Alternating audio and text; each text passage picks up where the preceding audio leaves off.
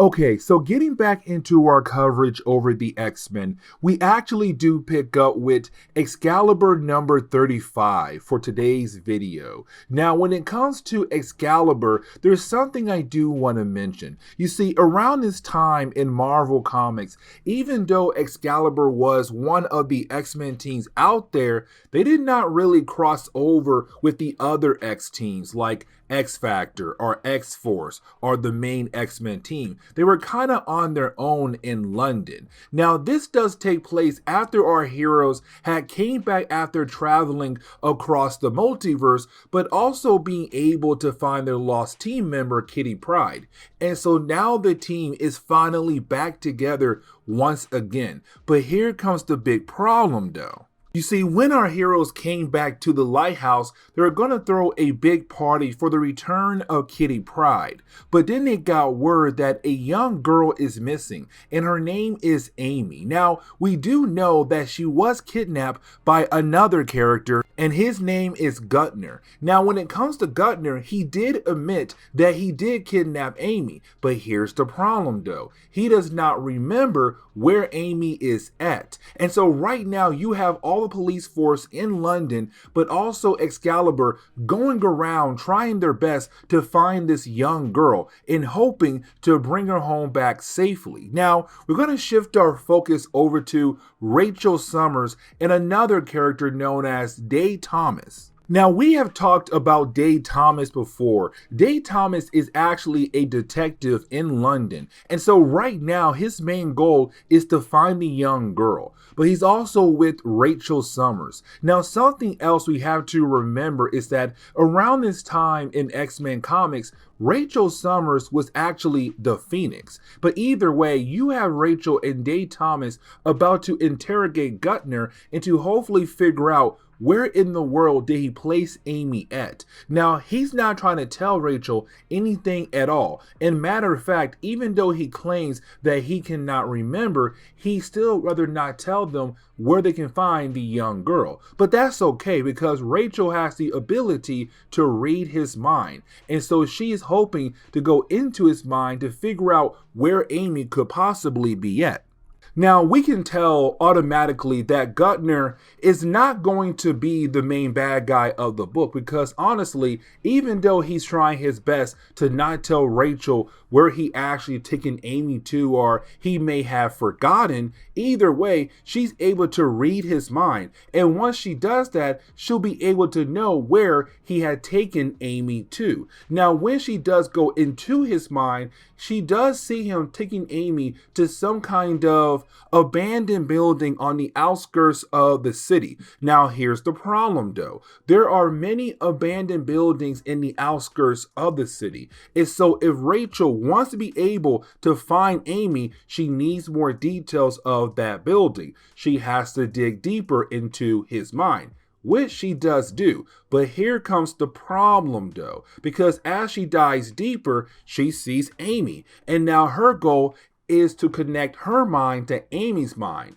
Except that is the moment you have Amy turn into some kind of demonic being. Now, we can tell with this moment right here that this person is the true bad guy of the book. The problem is we have no idea who this character is. Now, you do have Rachel ask the creature like, hey, where is Amy? What are you doing with her? But you have this demon say, oh, I am not going to tell you anything at all. Instead, I'm going to use this psychic bomb as a way to kick you out of his mind. And hopefully you don't find us in time for my big plan. And bam, the bomb goes off. Even though Rachel was kicked out of the mind of Guttner, at least she was able to get some details of the building that Amy is being held at. And also she now knows that somebody else is out there trying to play some kind of game. Now, with the details she was able to gather, her and Day Thomas were able to find the abandoned building that Amy is most likely being held at. And really, we get confirmation that she is held at that abandoned house, except she's in the well. Now, here's the problem though. The water is rising, which means sooner or later, she could most likely drown in the well. Now you do have Rachel and Dave Thomas go into the building of the abandoned building. And when they go inside, this is where our mysterious character begins to attack Rachel. And so you do have the demonic creature being able to attack the mind of Rachel Summers. Now, when the creature does, it begins to show Rachel different things around her that are not technically there at the moment. Now, for Dave Thomas, he can tell that Rachel is now off the board. If he wants to be able to find Amy, he is technically on his own here. Now, for Rachel, what she's seeing right now is things from her reality. And that is something I do want to talk about just real quickly. You see, when it comes to Rachel Summers, she's not from the main Marvel universe. She's from a different reality, better known as the Days of Future Past reality. Let me explain. You see, back in X-Men number 141 and 142, in that two-part story arc called Days of Future Past,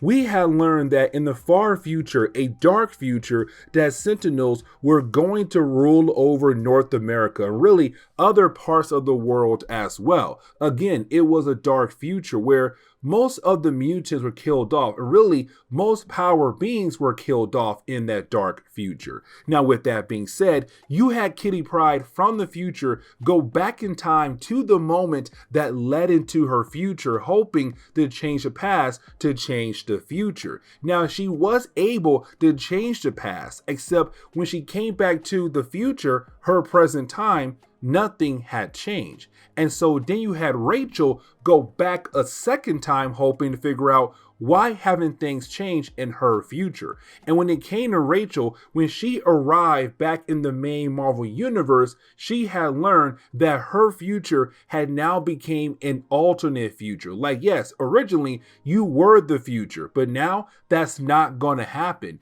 You did change the past, but unfortunately your future will always be the same. And so when it comes to Rachel, when it comes to our demonic creature, he's now currently showing her things from her future. So for example, when she was a hound. Now a hound in the future were mutants that were being used to hunt down other mutants. And she does remember a moment where she was being forced to chase after Nightcrawler from her time, where apparently Kurt was able to leave America to go over to Germany, where he believed that he would be safe, but unfortunately he was not.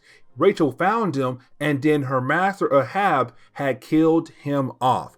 And so for her to see herself killing a close friend of hers in the future, it breaks her down even more. Now we do learn who is the main bad guy of the book, and that would be a character known as Despair. Now, Despair first appeared back in Marvel Team Up number 68, all the way back in 1978. Now, Despair is actually one of the many Fear Lords in Marvel Comics. Now, I'm not going to sit down and try to explain who the Fear Lords are because that will be a separate video down the road. Just know that most of the Fear Lords are demons who feed off the fear of people. Now for Despair, what he did was he kidnapped Amy knowing that the entire area, the entire city is going to be concerned for Amy, fearing for her life, despair. And so he is able to feed off the energy of those people who are worried about Amy. Now, with him being able to capture the Phoenix,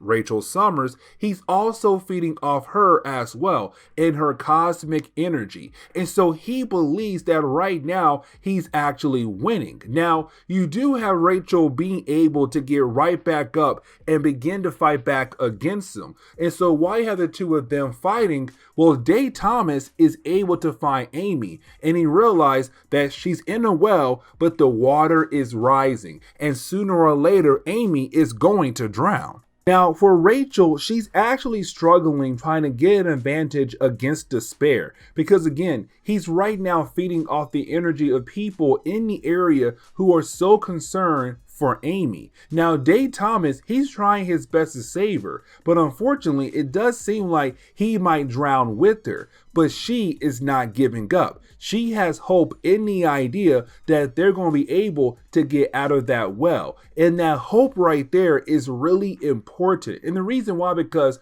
for Despair, for him to be able to go up against Rachel, he needs to feed off the energy of fear around the people in the area. But if somebody has hope in the area, then that hope will begin to weaken him. And so because of Amy's hope, Despair is no longer as strong as he was when he was trying to fight against Rachel. And so she was able to get right back up and use the powers of the Phoenix to get rid of him completely. And just like that, Despair is gone once again. Amy and Dave Thomas, they're able to get out of the well thanks to Rachel Summers. And so it does look like the day is saved.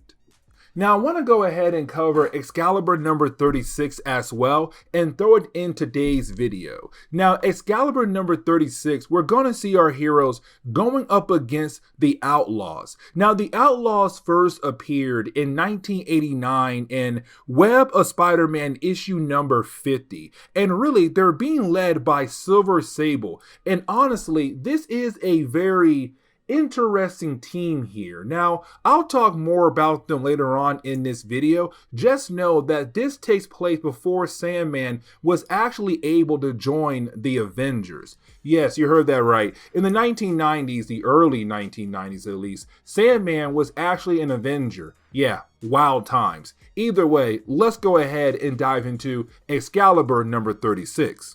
And so getting into the opening pages for Excalibur number 36, we actually pick up 5 years in the past, where we do pick up with Captain Britain. Now, this is Captain Britain actually being a research assistant for a doctor known as Dr. Walsh. Now, we do learn that Dr. Walsh is actually working on a new kind of project to turn nuclear energy into a valuable resource of energy. Now, with that being said, though, you have Captain Britain want to stay late at night to help the doctor out to complete this actual research. But it's 3 o'clock in the morning and you have Walsh say, hey, you need to go home, get some rest, and come back here in the morning. Now, the opening pages really does show that Dr. Walsh and Captain Britain, they had a close bond with one another. And this close bond is going to be very important for the rest of this chapter. And so now getting into the present day, we actually pick up at that same facility, that same nuclear facility. On the outside, we do pick up with a crowd of people protesting the idea what this facility is actually doing. And it kind of shows that there are some people out there who truly believe that nuclear energy could be a very valuable resource of energy, but you also have some folks out there who automatically disagrees. Now, when Excalibur does arrive, the crowd of people truly believe at first that our heroes are on their side. But they do learn that Captain Britain is not on their side because he used to work there 5 years in the past. And he truly did believe back then that nuclear energy could be a valuable resource. Now, we do learn automatically that Kitty Pryde is on the other side. She agrees that nuclear energy is very dangerous for the entire world. Now, before you have our two heroes be able to argue with one another, they're then confronted by Dr. Walsh, who does invite them inside the actual facility to learn what's happening to this place in the last 5 years. Now, once we get inside the building, we do learn a couple things from Dr. Walsh. The first is that he knows that Captain Britain is Brian Braddock. He even says, like, dude, I knew you for years. It was easy to figure out that you were Captain Britain. Now, on top of that, he also tells us that this facility is technically on its last leg, meaning that right now there's no money coming in from any kind of sponsors at all. But on top of that, they're working with a skeleton crew as well. Now, Kitty Pryde does bring up the fact that the mob outside who is currently protesting, they are saying that Dr. Walsh in this facility is doing something very illegal inside this building. Now, before he is able to actually explain what is going on, we do realize that one of his assistants is not really there to help him. Matter of fact, he is a spy for another group, and that group is about to make their introduction. And that would be the Outlaws. Now, the Outlaws were a very unique team around this time in Marvel Comics. You see, the Outlaws were kind of like the 90s version of Heroes for Hire. If the money was right, you could hire them. And most of the time, they were good guys. Now, this team for me personally is very unique. And here's the reason why. So like, yes, you have Silver Sable. For me, a fan favorite character. You got Sandman, another fan favorite character. But after that, it's kind of like, oh, it's kind of a weak team. For example, you got Paladin. For me, C-list character. You got Rocket Racer, double D-list character right there. And then you have Prowler as well. Now, at first, Prowler is not there. He comes in later on after a few panels. We do learn that he was the scientist who was a spy at this nuclear facility. Either way, he's also on the team as well. And that's why I say this team is very unique in its own kind of way. Now, the reason why the Outlaws are there is because Symkaria, the home country for Silver Sable, and I really hope I pronounced the name correctly, had actually hired the Outlaws to go after Dr. Wash. And the reason why, because apparently he has stole technology from that country. Now, of course, you do have Excalibur going out of their way to protect the doctor or professor, whatever. But either way, they're going out of their way to protect him. But for Outlaws, they're kind of like, you need to get out of our way. This man is wanted for crimes in my home country. And so we do see a battle that goes on for a few pages. Now, when it comes to Prowler and Shadowcat, they actually go into a different room in the facility where they do learn a big secret, a secret that does stop the battle between our two teams. You see, we do learn that Dr. Wash had actually stolen tech from Silver Sable's home country, a device called the bionuclear simulator. Now, this device has the ability to help Dr. Wash to create a strain that will help humans survive a nuclear war. Now, at first, that may sound like a great idea, but then you have Captain Britain say, no, that is actually a horrible idea, because even if humans do survive a nuclear war, the world is going to be a wasteland, which means no matter what, the humans are still going to end up dead. Now, for Dr. Wash, he realized that what he was trying to achieve is not really going to help out the human race at all. Now, we also learn that he was using clones for this experiment. Now, these clones that he was using are just clones of random people. Now, we also learn that Dr. Wash is actually Armin Zola. Now, this is not the original Armin Zola.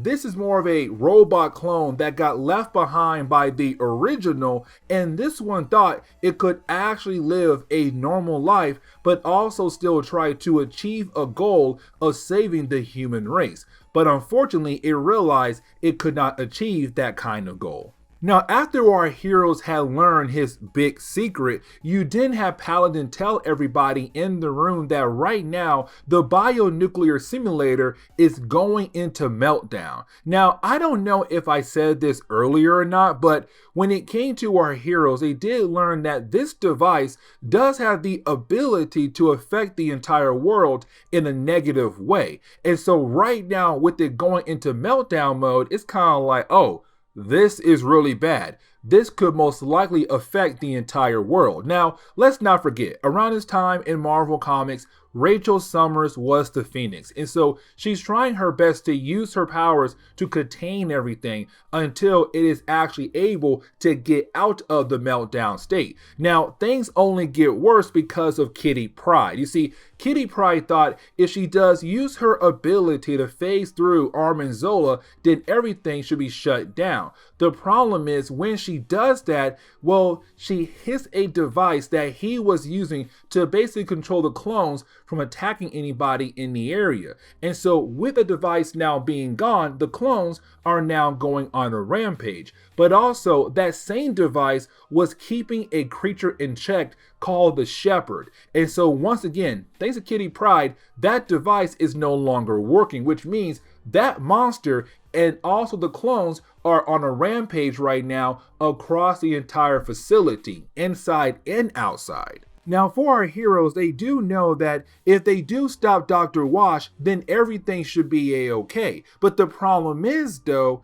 that Captain Britain had built a bond with Dr. Wash for all these years. Like, he looked up to Dr. Wash as a role model. He truly believed that Wash was actually a human. But now he knows that Dr. Wash is actually a robot that was trying to achieve a goal that's just unreachable. And so for Captain Britain, he's kind of like, I don't know what to do here. Like, I don't know what to do here at all, because this guy was a role model to me. But you have Dr. Wash say, you have to do what's right. Like, if you don't, my fake clones and also my monster will continue to go on a rampage. People are gonna get hurt. Now, yes, I understand that we built a bond with one another, but that bond should be able to carry on even though I do pass on. Now, Captain Britain can't do it, but luckily Megan can. You do have Megan use the powers of Sandman